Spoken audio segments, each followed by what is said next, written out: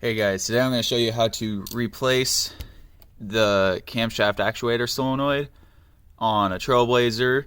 It also works for a Buick Rainier, a Zuzu Ascender, and the Envoy, and I believe there's a Saab in there as well.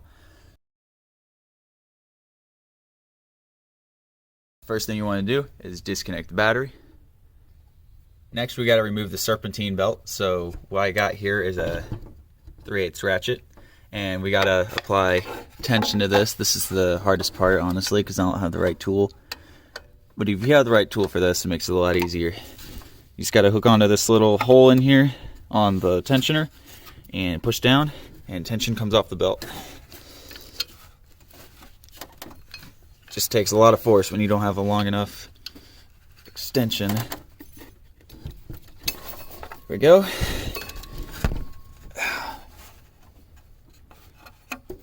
That come back, and the belt is off, just like that.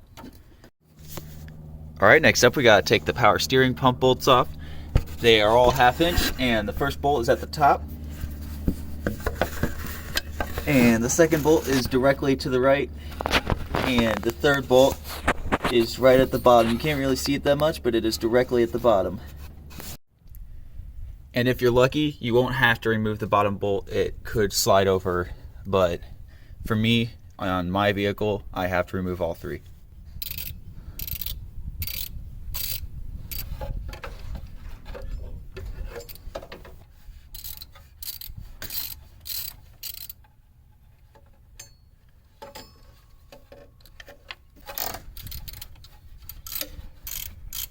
All you need to do is move the pump over to one side, and now we move on to the actuator itself.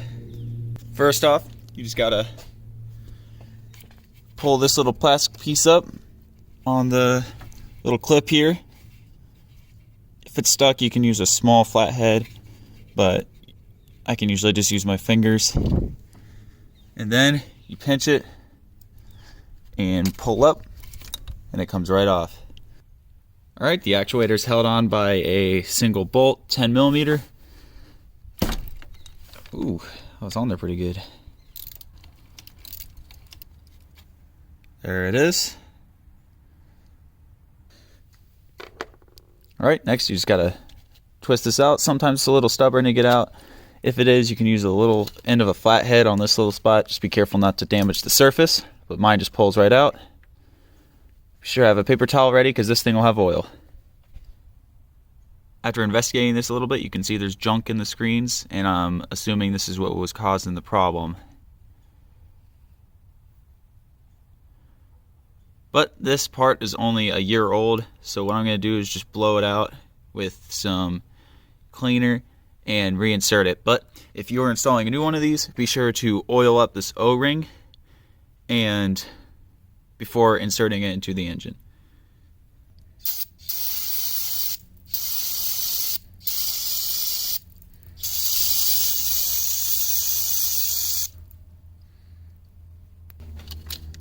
Alright, now that I cleaned it, I'm going to go ahead and reinsert it into the engine. Being careful not to damage the surface. Careful with this O-ring. And there we go. And reinstall the screw.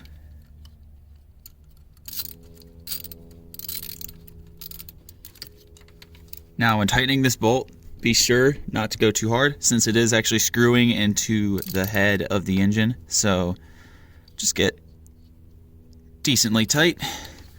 And then you can reinstall the little connector. And be sure to push that little silver plastic piece back down. Now, let's reinstall the 1/2 inch bolts for the power steering pump. And you can actually kind of see the bottom bolt here, right there. So we're just going to move it back into position. And screw down.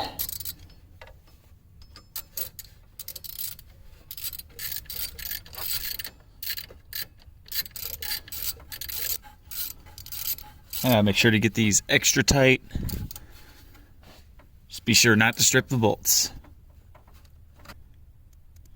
Alright, now that we got the power steering pump reinstalled, we gotta take the belt, make sure you mind the routing, the way it's supposed to be around the pulleys.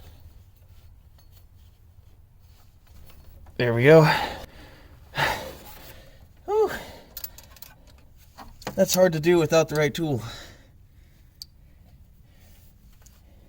Just make sure that your belt is on correctly before starting your engine.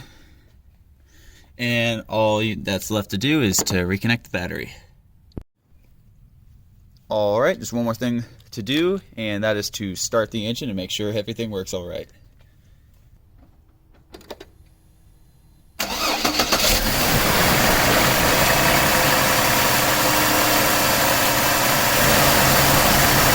I will say I immediately noticed it started a lot better than it used to.